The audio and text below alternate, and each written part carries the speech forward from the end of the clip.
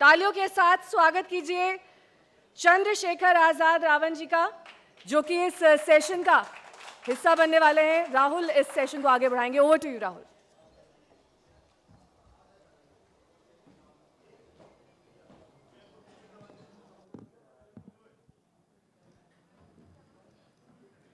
पिछले कुछ हफ्तों से बहुत चर्चा इस बात की चल रही है कि चंद्रशेखर आजाद रावण का आने वाले विधानसभा चुनाव में क्या रोल रहने वाला है। क्या वो अकेले चुनाव लड़ेंगे अपनी नई पार्टी आज़ाद समाज पार्टी के साथ, या किसी के साथ अलायंस होगा तो किसके साथ होगा और क्यों।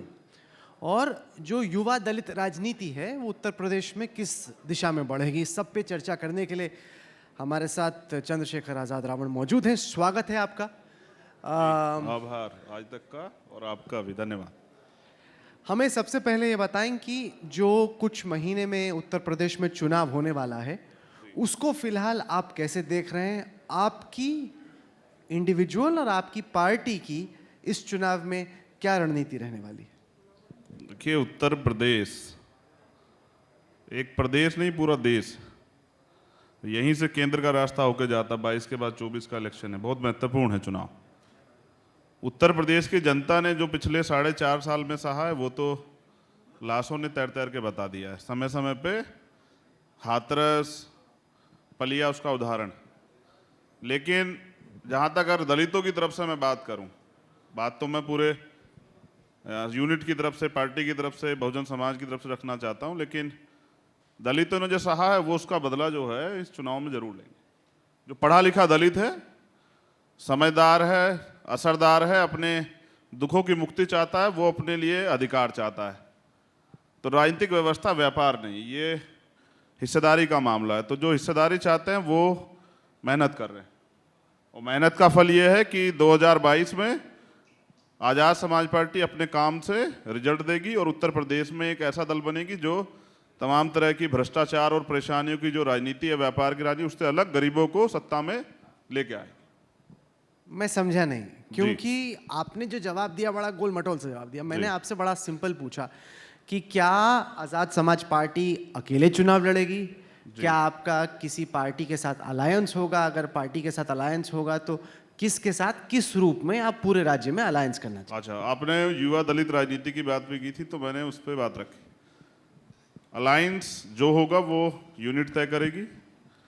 हम अपनी 403 विधानसभाओं पे अभी साइकिल यात्रा हमने निकाली थी, बहुजन साइकिल यात्रा। हम अपना संगठन निर्माण कर रहे हैं, बिल्कुल पूर्ण रूप से 62% यूनिट जो है ब्लॉक स्तर की, हमारी बूथ स्तर की तैयार होगी। इस महीने का हमारा टारगेट है कि बाकी 38% जो संगठन बचा है उसको तैयार करना है। तो फिर उसके बाद उत्तर प्रदेश में भारतीय जनता पार्टी का जो ये कुशासन है, इसको रोकने के लिए अगर पार्टी की कोर कमेटी कोई निर्णय लेगी तो उस पर भी जाएंगे, वरना हमारी रणनीति ये है कि 403 सीटों को पे चुनाव लड़ा जाए। पर आपकी नई पार्टी से होगा ये कि जो दलित समाज है जी, वो बढ़ जाएगा एक तरीके से, क्योंकि अब तक बीएसपी थी एक ऐसी पार्टी जो कि कहती थी कि दलितों के हक के लिए लड़ने वाली पार्टी हम हैं। अगर आपकी भी आज़ाद समाज पार्टी इसके बीच में आ गई तो दलितों का वोट तो स्प्लिट हो गया। तो चुनाव में जीत हासिल करने के मकसद से या दलितों के अधिकारों को आगे बढ़ाने के लिहाज से आपने फायदा पहुंचाया कि नुकसान। देखिए, रिप्रेजेंटेशन तो अभी भी अन्य पार्टियों से भी लोग गए। जितने शेड्यूल कास्ट की विधानसभा की सीटें आरक्षित, उन पे तो लोग हैं। राजनीति सिर्फ चुनाव लड़ना नहीं, मेरे शब्दों में राजनीति 5 साल उनके दुख सुख में भागीदार रहना, जब उनके साथ अन्याय अत्याचार हो उनकी लड़ाई लड़ना, उनको न्याय दिलाना, और जब उनके अधिकारों पे कुठाराघात हो तो उनके लिए खड़े रहना, उनके बीच जाना। तो ऐसी समझ में मैं समझता हूँ 30% दलितों की आबादी 2014 के लगभग जो सेंसस एक जारी हुआ था उसमें है उत्तर प्रदेश में। और अगर बंटने की बात यह है तो मैं समझता हूँ कि एक जाति से तो कोई पार्टी आगे नहीं बढ़ सकती। तमाम जातियों को जोड़ के, उनको नेतृत्व दे के, संगठन बना के इसी तरह से भूमिका बनाई जाती है। फिर लोगों के अपने इश्यूज होते हैं, जो इश्यूज होते हैं वो भी जुड़ते हैं। तो आप अभी चुनाव हुआ, पंचायत चुनाव, लोगों ने, जनता ने हमें मौका दिया। वो मौका इसलिए तो दिया कि जिन लोगों के भरोसे हुए थे उन्होंने खामियां बरती, उन्होंने उनका काम नहीं किया। कई ऐसे मामले हैं जिसमें दलित अपने आप को अकेला खड़ा देखता रहा, कोई उसके साथ नहीं खड़ा हुआ।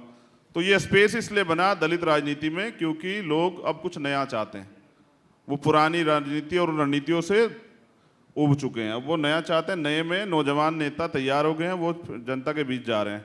तो दरअसल ये है, जब आप चेक कराओगे कि देखो बातें तो बहुत सारी हो रही हैं, लेकिन आज़ाद समाज पार्टी लोगों के दिलों में जगह बना रही है अपनी मेहनत से, अपने काम से। और जब चुनाव का परिणाम आएगा तो वो देखने लायक होगा। आप अगर एंड में वोट कटुआ साबित हुए तो? देखिए, वोट कटवा और वोट बंधवा तो अब दलित नहीं रहा है। वो अब अपने अधिकार, देखो ना, लंबे समय 70 साल में उसको मिला क्या, ये वो देख रहा है। तो अब वो अपने अधिकारों के प्रति सचेत हो गया, ये भी सचेत हो गया कि उनकी लड़ाई कौन लड़ रहा है और उनके मुद्दों पे बात कौन रखता है।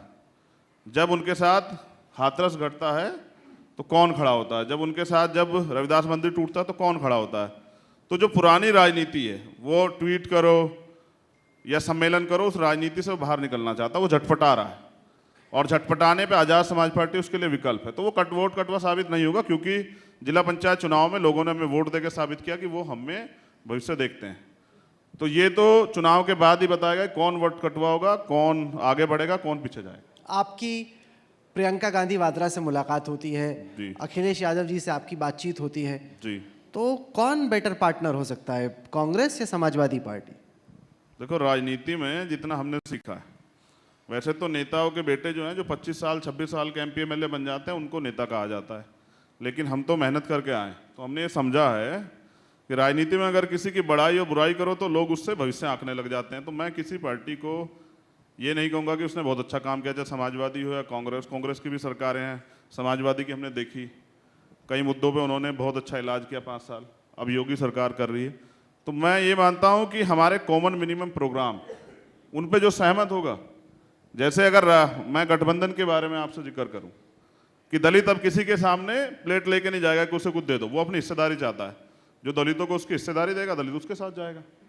तो आज़ाद समाज पार्टी अपनी हिस्सेदारी चाहती है। 30% दलित हैं। अभी पिछले कुछ समय से ब्राह्मणों की खूब चर्चा हो रही, सम्मेलन भी हो रहे हैं। दलितों की आबादी उनसे ज़्यादा है, वो भी अपने लिए अधिकार चाहते हैं, वो सम्मेलन नहीं चाहते। मेरे हिसाब से मैंने सुना है, वो कह रहे हैं कि हमें मुख्यमंत्री पद दो, ये भी चर्चा का विषय है। तो दलित भी चाहता है कि उनको हिस्सेदारी मिले, अगर उनका CM नहीं बन रहा है तो डिप्टी CM बने, उनके पास जो है अपनी बात को कहने के लिए, उनका सुनने के लिए आदमी हो। तो वो गठबंधन में की स्थिति भी साफ यही है कि जो अधिकार देगा और उनके मुद्दों पर बात करेगा, जिनसे विचारधारा का मेल होगा, उनसे गठबंधन। जहां तक मुझे समझ में आया, महत्वाकांक्षाओं में काफी फर्क है। जो बाकी पार्टियां, उनको लग रहा है कि हाँ 4-6 सीटें हम आज़ाद को दे सकते हैं। आपको खुद को लग रहा है कि 100 सीटों पे मैंने अपने कैंडिडेट तैयार कर दिए हैं। तो ये जो गैप है, 4 और 6 जो आपको वो लोग देना चाहते हैं अपने साथ रखने के लिए, और 100 जो आप चाहते हैं, वो तो बहुत बड़ा गैप है। देखिए, भाजपा को रोकने के लिए दलितों ने ऐसे बाहें फैलाई हैं, क्योंकि बहुत इलाज हुआ। लेकिन अगर कोई दलितों को कमजोर आंकने का प्रयास करेगा तो वो फिर अपनी क्षमता के हिसाब से जवाब देने की ताकत में है। दलित यहाँ ऐसा नहीं, दलितों ने यहाँ सरकार बनाई है तो अपने दम पे सरकार बनाई है, ऐसा भी नहीं किसी के चरणों में पड़ के बनाई हो। तो जो कुछ देना चाहता, मैंने कहा ना कि हम लेना क्या चाहते हैं। हमने कहा हमारा हाथ ऐसे नहीं है, राहुल जी, ऐसे नहीं है हमारा हाथ। हमारा हाथ ऐसे, हमारी वजह से बनेगी जिसकी बनेगी, और जिसकी नहीं बनेगी वो भी हमारी वजह से नहीं बनेगी। तो एक प्रशिक्षण तो आपने देखा कि वो बिहार में हो चुका है। अति महत्वाकांक्षाओं लोग गलती कर जाते हैं, मगर हम ये पहले से कह रहे हैं, पहले दिन से, कि हम चाहते हैं भारतीय जनता पार्टी को उत्तर प्रदेश में रोका जाए। और इसके लिए लोगों को बड़ा दिल दिखाना पड़ेगा। अगर वो सोचें कि भाई बिना कुछ दिए और लोग वोट दे, तो ऐसा तो इतने अच्छे काम तो किसी पार्टी ने नहीं किए। मैं तो पूरे देश में जाता हूँ, ओवरऑल अगर पूरे देश की बात करूँ, सरकार किसी की, अभी हम दिल्ली से लौट रहे हैं, आपकी टीम ने कवरेज किया, तब जाके उस बच्चे को न्याय मिलने की उम्मीद ज़्यादा बढ़ रही है। अदरवाइज पूरे देश में किसी की सरकार हो, हाल तो यही है हमारे।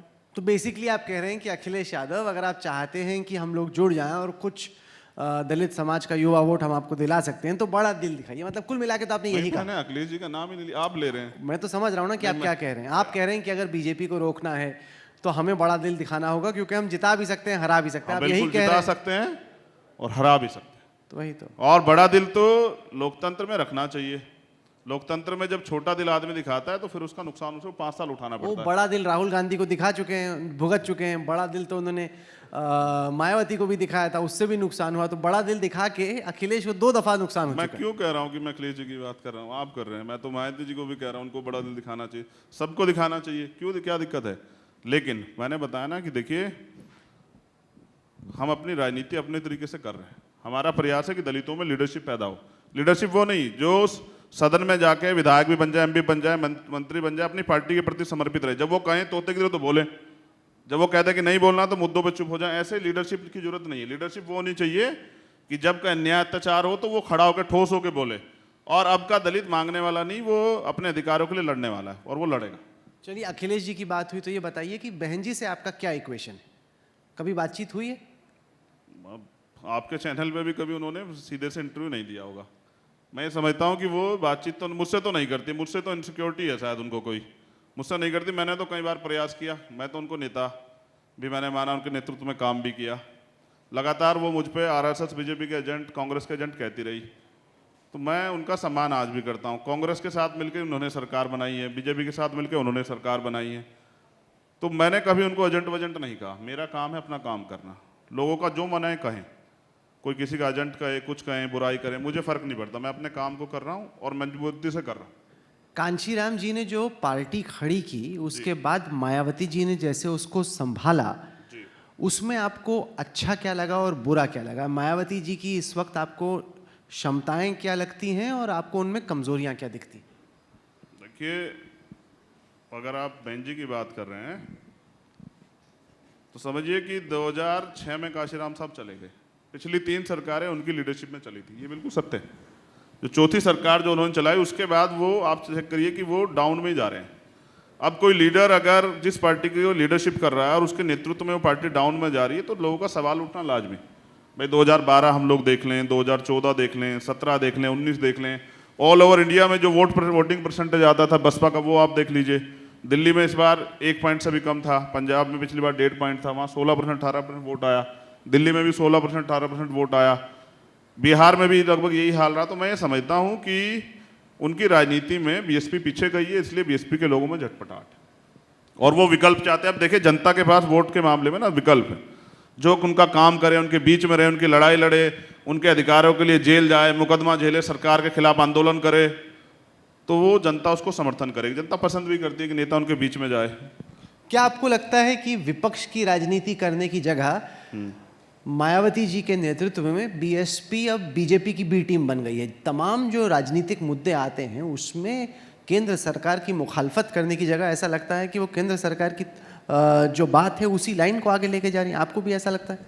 देखिए, लोग अपनी राजनीति को आगे बढ़ाने के लिए और अपने भविष्य को ध्यान में रख के अपने, कहा ना, मैं एक नारा देता हूँ कि जिनसे संघर्ष होता है उनसे समझौता नहीं होता, और जिनसे समझौता होता है उनसे संघर्ष नहीं होता।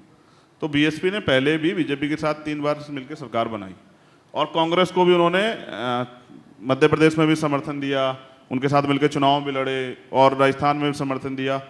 तो मेरे हिसाब से विचारधारा का मामला है, विचारधारा की लड़ाई है। तो जिनसे राजनीतिक समझौते करने होते हैं या कोई भविष्य का निर्माण होता है, तो उस पर आदमी कभी कभी शांत हो जाता है और कभी कभी शांत इस सीबीआई ईडी के डर से भी हो जाता है।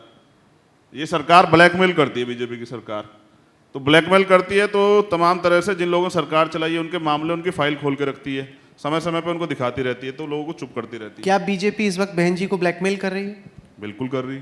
देखिए, 2 चीजें, 2 लोगों की संपत्ति 13,000 गुना बढ़ी। पहले हैं जैसा, जो अमित शाह के बेटे, और दूसरे हैं बहन जी के भाई आनंद जी, जो आज बीएसपी के राष्ट्रीय उपाध्यक्ष हैं। उनकी 2007 के हलफनामे में उनकी जो है संपत्ति 7 करोड़ रुपए थी और 2014 में वो 1300 करोड़ थी।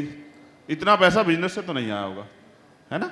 तो कहीं ना कहीं सीबीआई और ईडी इनकम टैक्स के शिकंजे में तो हैं। तो इसलिए जब सीबीआई और ईडी का जोड़ लगता है, जब शिकंजे में कोई फंस जाता है, तो फिर उसकी बातें बोलनी पड़ती है। कई मामले में बीजेपी ने कई लोगों से इस तरह समर्थन लिया है। आप जानते हैं लोकसभा में वो किसको वोट करते हैं, जब वोटिंग होती है किसी मुद्दे पे, तो वो सब चीज़ें सामने हैं। मैं उनके ऊपर ज़्यादा टिप्पणी इसलिए नहीं करना चाहता क्योंकि अब उनकी जो गलत नीतियाँ, उनके विरोध में ही हमने आज़ाद समाज पार्टी का निर्माण किया और नया एक विकल्प दिया है। अब हम अपनी पार्टी के काम से आगे बढ़ेंगे। जैसे हमने अभी बहुजन साइकिल यात्रा चला के 403 विधानसभाओं पे अपने वर्करों को खड़ा किया, संगठन खड़ा किया, सीमित संसाधनों में अपने काम को आगे बढ़ा रहे हैं। वहाँ ये हर मुद्दे पर आंदोलन करते हैं। जब नीट का मामला हुआ तो दिल्ली में आंदोलन किया, जब पलिया में मुन्ना पासवान घर गिराया तो मैं खुद उसके घर गया, जब हाथरस में इतना बड़ा मामला हुआ कोई नेता जब तक नहीं छू रहा था, तब सबसे पहले चंद्रशेखर बस में बैठ के वहाँ गया। तो लोगों में ये सब चीज़ें, उनके अंदर विश्वास की भावना को पैदा करती है कि ये आदमी हमारी लड़ाई को आगे बढ़ा सकता है।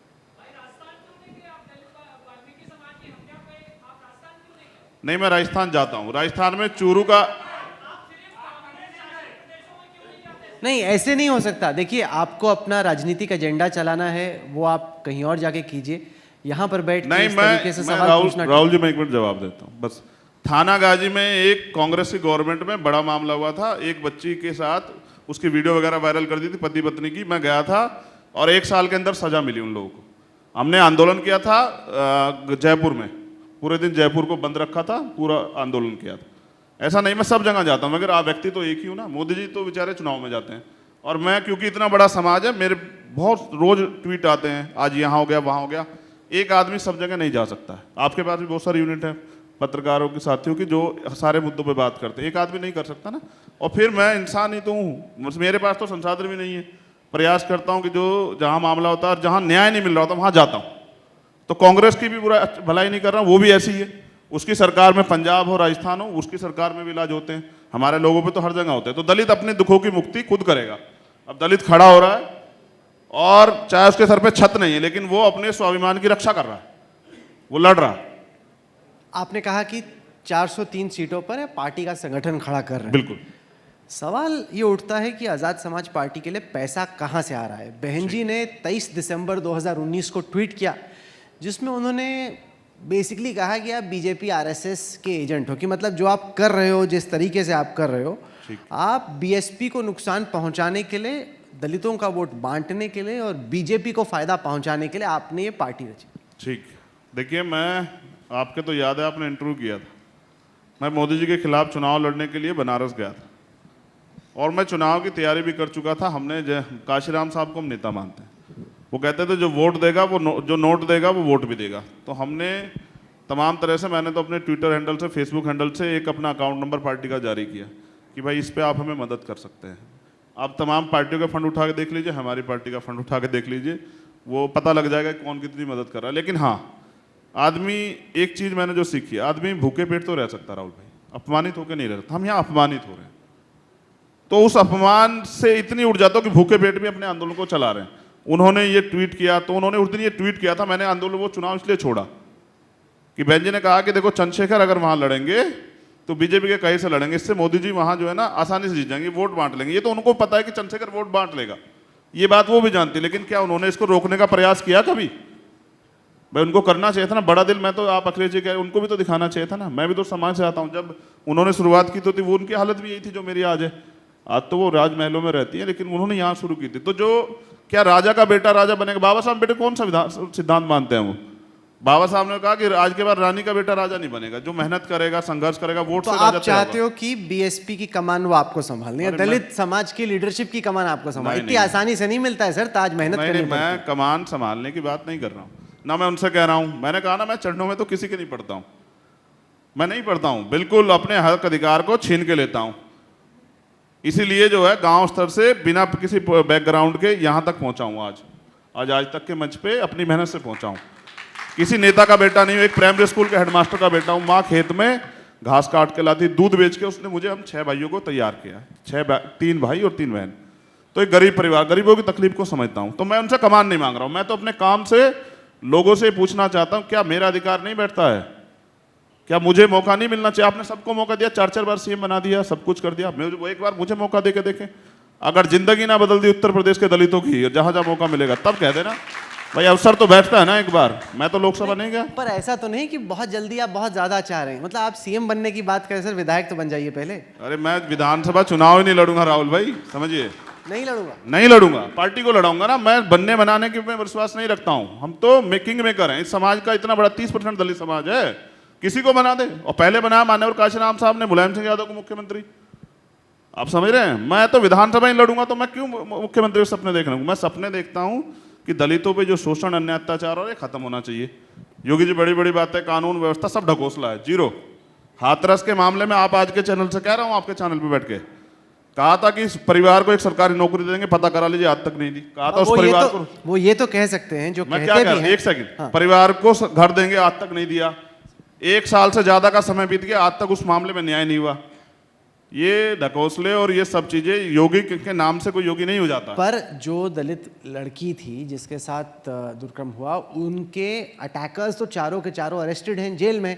तो ये तो योगी जी कह सकते हैं ना कि दलित समाज पे जो हमला कर रहा है वो कहीं से भी आए, वो किसी भी जात से आए, हम उनके खिलाफ कार्रवाई करते हैं। ये तो हाथरस की लड़की के सबको उन्होंने ही जलवाया था और डीएम जाके उन्हीं के इशारे पे धमका रहे थे। बिना पॉलिटिकल सपोर्ट के नहीं कह सकता डीएम को नौकरी करनी है, वहाँ सरकारें बदल जाती हैं।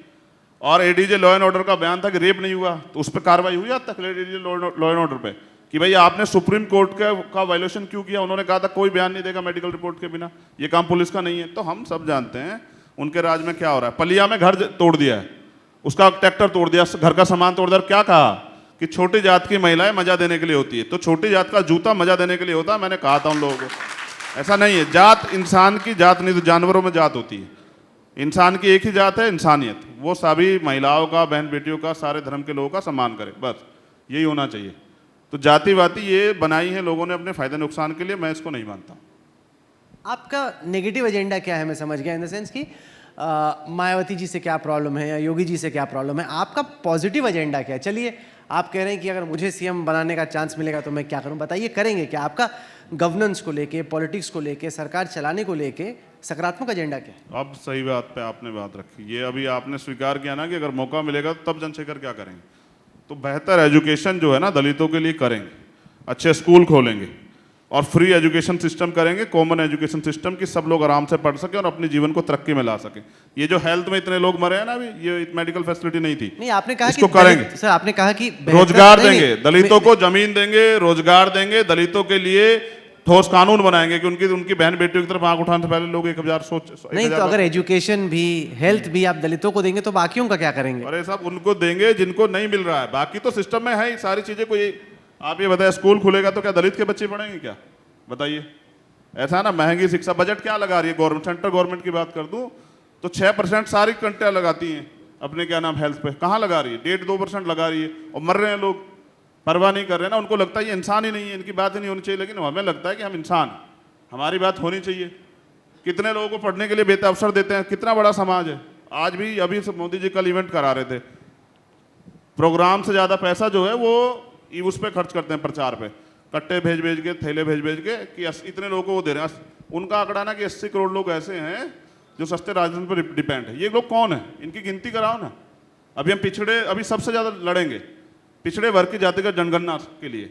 दलित वर्ग से आते हैं, पिछड़े वर्ग से नहीं आते, लेकिन लड़ेंगे कि भाई उनकी आबादी पता करो, उनके लिए कानून बनाओ, जो लोग बदहाल हैं उनके लिए व्यवस्था करो। कितने दलित जमीन वाले हैं? एक सरकारी आंकड़ा 54% दलितों पे 1 गज जमीन नहीं है। अरे कैसे कैसे काट रहे हैं देश में जीवन। 70 साल की आज़ादी में हमें कुछ मिले तो सही। हम अपनी लड़ाई को आगे बढ़ा रहे हैं कि हमें भी अवसर मिले और हम आगे बढ़ें और सबके सहयोग लेके इस लड़ाई को और वो करें। क्योंकि एक कोई भी देश हो, समाज हो, एक व्यक्ति के विकास से नहीं बढ़ता, एक जाति के विकास से नहीं बढ़ता, सबका हो सार्वभौमिक विकास, तब जाके एक अच्छा देश बनेगा। कई लोग हैं वो कहते हैं कि बोलता ठीक है, हवाबाजी ज़्यादा है, हकीकत कम। ठीक है ना, वो नोटिस तो कर रहे हैं। आज दलित आज तक के मंच पे है, नोटिस किया जा रहा है। ये भी नोटिस कर रहे हैं कि बोलता ज़्यादा है, तो क्यों ना बोले। बोलने का अधिकार कौन छीन लेगा? ये तो कॉन्स्टिट्यूशनल राइट है ना, आर्टिकल 19 में जो फ्रीडम ऑफ स्पीच है ना। तो अपने बातों पे तो बोलते हैं, वैसे कहाँ बोलते हैं? वैसे तो बोलने के अपने कार्यकर्ताओं से पैसे लेते हैं, जहाँ जाते हैं कैडर कराते हैं, उनसे पैसे लेते हैं गाड़ी के तेल के भी। तो वहाँ बोलते हैं जहाँ जरूरत होती है, फालतू में नहीं बोलते। देखा आपने किसी साथ फालतू बोलते हुए? नहीं बोलते। लेकिन लोगों को चुभने लगे हैं, क्योंकि मुंह चुप पर करते हैं ना ऐसे, तो लोगों को चुभ जाते हैं। लोगों को लगता है दलित कैसे मुंह चुप पर कर रहा है, क्योंकि यहाँ तो हत्या हो जाती है इस बात पे। घोड़ी क्यों चढ़ रहा है दलित इस पे? इसकी हैसियत नहीं है। अरे हैसियत देखो, हमारे मेहनत को तो देखो कि हम कहाँ से उठ के कहाँ तक आए। हमें पानी पीने का अधिकार नहीं था। अब से 100 साल पहले बाबा साहब इसके लिए लड़े थे।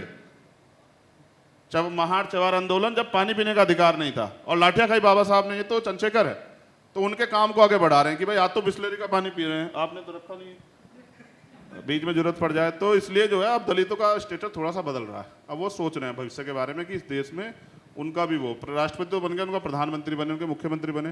तो सोचना तो अधिकार है ना, सपने देखना। तो मैं खुली आंखों से सपने देख रहा हूँ और पूरा करूंगा, बंद से नहीं देखता हूँ, खुली से देखता हूँ। रोज समझाता हूँ तुम्हारी इतनी आबादी है, अगर पिछड़े वर्ग के लोग तैयार कर लोगे, मुसलमानों को, सिखों को, जैन को, बौद्धिस्ट को, पारसी को तैयार कर लोगे और उनको वोट की वैल्यू समझा दोगे कि वोट की सुरक्षा कैसी होती है, वोट की कीमत क्या होती है, वोट का निर्माण क्या होता है, वोट के परिणाम क्या होते हैं, मेहनत करोगे तो तुम्हें भी आगे बढ़ने का मौका मिल जाएगा। सरकार कानून बनाने की ताकत सरकार में, कानून सरकार बनाना और फिर कानून बना के अपने लोगों के लिए भलाई करना। अच्छा, आप अपने नाम में रावण रखते थे, सर अभी भी रखते हैं या बीच में मैंने देखा कि आप रावण को हटाने की कोशिश कर रहे हैं अपने नाम से? देखो, मैं राजनीतिक फायदा नहीं देना चाहता राहुल भाई किसी को। देखो, नाम से कुछ होता भी नहीं। नाम अगर आपका राम रहीम हो तो आपका चरित्र बहुत अच्छा नहीं हो सकता। आसाराम हो, आपके नाम में राम जुड़ा हो तो आपका चरित्र बहुत अच्छा नहीं हो सकता। आप अगर के नाम में योगी जुड़ा हो ना, आप कहते हैं ठोक देंगे। और अभी धमकी दी मैंने, 69,000 शिक्षक भर्ती में मैं गया बच्चों के पास, कहा कि संपत्ति जब्त करा देंगे। तो ऐसी भाषा नाम से नहीं होती, कर्म चरित्र होता है। आप चरित्र पे हमारे दाग आपको लगता हो कि ये आदमी चारित्रिक रूप से कमजोर है या जो कर्म से कमजोर हो तो आप कहें तो मान लो, लेकिन फायदा नहीं ले देता। इसलिए कहता हूँ रावण वावण मत कहा करो। चंद्रशेखर नाम है, आज़ाद मानसिक रूप से तो आज़ाद समाज पार्टी की बनाई है, आज़ाद, और इस आज़ादी को आम आदमी तक ले जाना चाहते हैं। तो अपने काम से पहचान बनाएंगे, विश्वास कीजिए। बड़े सपने जरूर हैं लेकिन मेहनत भी बहुत करते हैं। अच्छा, आप ये 20 घंटे, 18 घंटे नहीं, 20 घंटे आप ये बाबा साहेब अम्बेडकर की किताब लेके चल रहे हैं जी। आप पढ़ते हैं अम्बेडकर जी की लेखनी को? देखिए, बहुत बाबा साहब अम्बेडकर एक युग है, काफ़ी हद तक पढ़ता हूँ। उनके साथ साथ और लोगों को पढ़ता हूँ, जैसे बाबू जगदेव प्रसाद कुशवाहा, जननायक कर्पूरी ठाकुर, रामस्वरूप वर्मा जी, बहुत सारे लोगों को पढ़ता हूँ, मान्यवर काशीराम, पढ़ता रहता हूँ। क्योंकि मेरे समय के नहीं ना, समकालीन नहीं है, मैं तो छोटा हूँ, तो उनको पढ़ के जानता हूँ कि वो क्या सोचते थे। तो मैं गूगली करूं? हैं? मैं गूगली करूं? कोशिश मैं कर लो। अगर अम्बेडकर जी के जीवन या उनकी किताबों के बारे में कुछ सवाल पूछूं, मैंने आप कहा जवाब ना, देंगे? एक बहुत बड़ा अध्याय है। हाँ, अगर आप फुलटोस फेंकने के मूड में तो अलग बात है, अगर गुगली फेंकने के मूड में तो मैं समझता हूँ कि क्लास तो नहीं है ये।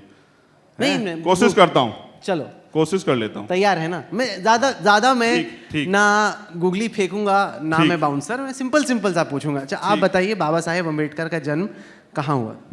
मऊ में, मध्य प्रदेश में, इंदौर जगह पड़ती है, उसमें ही। सही। मैं, आपने बोला ना एक फुल टॉस फेंको, ऐसा भी इतनी भी आसान फुल टॉस नहीं होनी चाहिए कि उठा के एकदम बाहर कर दिया। आपको तो याद है मैं मारता हूँ। हाँ, क्रिकेट खेला था आपने। मारता हूँ, सच में, तो सच। हाँ, उस टाइम आपकी पीठ थोड़ी सी खराब थी, आपको दर्द हो रहा था आपको। फिर भी मैंने मारा एक शॉट तो। चलो, पहला बॉल मैंने भी थोड़ा आसान दिया। मैं ज़्यादा मुश्किल नहीं पूछूंगा, जिन्होंने बोला कि क्लास मत लेना मेरी, तो क्लास तो मैं नहीं लूंगा। लेकिन ये बताइए कि बाबा साहेब अम्बेडकर 2 कॉलेजों में विदेश जाके पढ़े, आपको क्या मालूम है कि वो कौन सी यूनिवर्सिटीज़ गए और वहाँ पे उन्होंने क्या पढ़ाई की? बाबा साहब कोलंबिया यूनिवर्सिटी में पढ़े, एक, और दूसरी?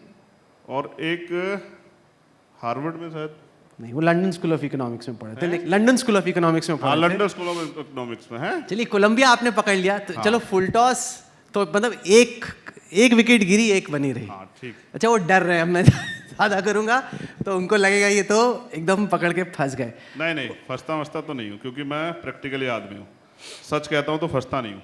मैंने बताया ना कि बहुत बड़ा वो है, और जिनको नोबेल मिला उन्होंने भी स्वीकार किया कि उनके गुरु बाबा साहब अम्बेडकर थे। तो एक लंदन कॉलेज ऑफ इकोनॉमिक्स में उन्होंने पढ़ाई की है, लंदन स्कूल ऑफ इकोनॉमिक्स। हाँ, तो अच्छा है, बाबा साहब से सीख रहे हैं।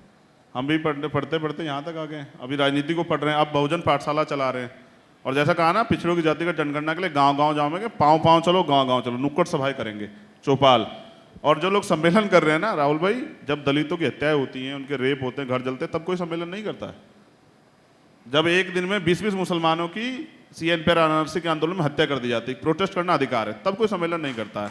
वोट सबको चाहिए, वोट सबको चाहिए। तो जनता भी तय देख रही है कि लड़ता कौन है। लोग ये सोच के वोट दें इस बार कि भाई आपकी लड़ाई को आगे कौन बढ़ा रहा है, आपके साथ कौन खड़ा है, फिर देखना बदल जाएगा। ये बीजेपी ना, इनके टिकट भी नहीं लेता था कोई। 2007 में हमने चुनाव लड़ाया बसपा। आप ये बार बार कह रहे हैं कि बीजेपी दलित समाज को जिस तरह की तवज्जो देनी चाहिए नहीं देती, लेकिन जब हाल ही में कैबिनेट एक्सपेंशन हुआ केंद्र सरकार में, तो आप देखें कि बार बार जो मोदी जी की टीम की तरफ से मैसेज दिया गया, वो ये दिया गया कि हम अति पिछड़ी और ख़ास तौर से शेड्यूल्ड कास्ट को सपोर्ट करने वाली सरकार हैं। आप देखिए उत्तर प्रदेश से कितने मंत्री आए, आप देखिए कि दलित समाज से कितने मंत्री आए, आप देखें कि पिछड़े वर्ग से कितने। उनका बार बार ये कहना है कि हम तो जितना करते हैं दलितों के लिए, पिछड़ों के लिए, उतना कोई नहीं करता। सही कह रहे हैं। मैंने तो आपसे बताया था कि मैं लेके तो आया भाई, दिखा दूंगा आपको जरूर कितना करते हैं। देखिए, उनकी बात पे बात करूंगा। कानून व्यवस्था दिल्ली यूपी में बहुत अच्छी है। 2017 में 11,444 दलितों की के साथ एट्रोसिटी हुई। 2018 में 11,924 और 2019 में 11,829। उसके बाद सेंसस की वो जो है एनसीआरबी का डाटा की रिपोर्ट नहीं आई क्योंकि कोविड और तमाम तरह की चीज़ें थी। 6% केसों में सजा होती है और पूरे देश में जो क्राइम होता है उसमें से हर चौथा क्राइम यूपी में होता है और 60% महिलाओं पे एट्रोसिटी घटनाएं बढ़ी। देखो, बड़ी चीज छीनने के लिए, वोट का अधिकार छीनने के लिए छोटे छोटे प्रलोभन दिए जाते हैं। ये वोट की खरीदारी कहते हैं, इसको वोट का सौदा कहते हैं। अब दलित इस पर नहीं जाने वाला। मैंने कहा ना, इतना इलाज तो कर दिया, एजुकेशन का बजट कम कर दिया, स्कॉलरशिप खत्म कर दी, स्कूल बंद कर दिए, तमाम तरह दलित अपने अधिकारों के लिए आता पीटते हैं, आंदोलन करने आता है तो मुकदमे लगा देते हैं, कोई बोल नहीं सकता यूपी में। तो जो किया है वो तो जनता को पता है। कभी दलित मोहल्ले में जाइएगा और कहिएगा कि मैं योगी जी, बिना उसके, आपको तो जानते हैं यार सब लोग, कोई अनजान को भेजिए तो बताएं कि योगी जी का तो नाम ही मत लेना, योगी जी का बीजेपी से चिढ़ गए। आखिरी सवाल का जवाब दीजिए। हम देख रहे थे सोशल मीडिया पे लोग हमें सवाल भेज रहे थे, तो किसी ने पूछा कि इनसे ये जानिए कि क्या चंद्रशेखर रावण के फैन हैं? रावण उन्होंने अपने नाम में क्यों डाला? रावण का भी कोई फैन होता है? देखिए, हमने कहा कि कुछ चीज़ें जो हैं वो हमारे व्यक्तिगत जीवन से जुड़ी हुई हैं। भाई, हमें कोई भाई कहता तो मान लेते हैं, कोई रावण कहता तो भी उसका सम्मान करते हैं। जनता जो कुछ कहती है कहाँ से पड़ा आपका नाम रावण? ये तो पर्सनल है, हम जानते हैं या हमारे परिवार के लोग जानते हैं। उसी बात को अभी कभी जनता के सामने का मौका आएगा तो रखेंगे। लेकिन सच ये है, मैंने कहा ना, व्यक्ति का नाम कुछ नहीं होता, उसका काम सब कुछ होता है। और रावण, राम राज्य है ना उत्तर प्रदेश में, तो यही चर्चा हो रही है। इस राम राज्य में तो आप इस राम राज्य को खत्म करना चाहते हैं, इसलिए आप रावण हैं? ये रहा ना राम राज्य, देखो ना सर, 11,829। जिस राम राज्य में दलितों के साथ इतनी एट्रोसिटी है उसे राम राज्य कहेंगे? नहीं। जहां रात को मैंने कहा ना, मुख्यमंत्री जी अगर झूठ बोलने लग जाएं कि हमने घर दे दिया, हमने नौकरी दे दी, कुछ नहीं दिया, बिल्कुल झूठ, आप चेक करा लीजिए। आप कहेंगे तो, अगर आप हम झूठ निकले तो जो सजा कहें मंजूर। चलिए, बातें आपकी बड़ी हैं, राजनीतिक हकीकत आपकी कितनी बड़ी है ये पता चलेगा जब चुनाव होगा। आप हमारे साथ जुड़े। चंद्रशेखर आजाद, बहुत बहुत शुक्रिया आपका। आप, मेरी उम्र बहुत कम है अभी, बहुत लंबे सपने लेके आया हूँ, मेहनत करूंगा। अभी तो जो है, आप बेसिकली कह रहे हैं कि इस चुनाव में मत देखिए, थोड़ा और लंबा टाइम। हाँ, अभी लंबा प्लान है, एक लंबा प्लान मतलब लेके आए हैं, तो अपनी जड़ें गहरी कर रहे हैं। जैसे किसान जो होता है ना, हल्की हल्की बारिश पे खुश हो जाता है, उसको लगता है कि ये पानी नीचे जमीन में जाएगा गहरा, तो लंबे समय तक फल देगा। आम का पेड़ लगाया, केले का नहीं लगाया कि एक बार फसल देख कर कट जाए, काटना ही पड़ेगा। ये आम का पेड़ है, बनने में समय लगेगा, तैयार होने में समय लगेगा, रखवाली करनी पड़ेगी, इसकी सुरक्षा करनी पड़ेगी, कटाई छटाई नलाई करनी पड़ेगी, और जब तैयार हो जाएगा तो इस पूरे समाज को फल देगा। तो कांशीराम जी भी तो ये कहते थे कि पहला चुनाव होता है हारने के लिए, दूसरा। जब बीएसपी पहला चुनाव लड़ी थी ना, तो आप देखिए 500, 700, 800 वोट मिले थे। जब हम पहला चुनाव लड़े उत्तर प्रदेश में, उपचुनाव, 13,500 वोट मिले। बड़ी बड़ी पार्टियों को, कांग्रेस और समाजवादी आरएलडी गठबंधन को पीछे छोड़ दिया। और जब अभी पहली बार चुनाव लड़ने के लिए पंचायत चुनाव का 50 से ज्यादा सीटें जीते, बड़ी बड़ी पार्टियों को धूल चटा दी। तो ऐसे नहीं चटाई, मेहनत से चटाई, और काम करेंगे, मेहनत करेंगे। बोलेंगे कम, माँ बाप से एक सीख ले ली कि जब ज़्यादा बोलते हैं तो व्यक्ति चिढ़ जाता है, फिर वो उल्टी से सवाल ढूंढ के लाता कि इसको छोटा कर दूं। इससे कोई दिक्कत नहीं है, मैं प्रयास करूंगा कि ज़्यादा काम करूं, और काम करके अपनी मेहनत से साबित करूं कि एक दलित का बेटा भी इस पैसे की राजतंत्र, पैसे के जो है ना राज व्यवस्था में अपने आप को कहीं खड़ा कर सकता है। आप जुड़े हमारे साथ, बहुत बहुत शुक्रिया। धन्यवाद।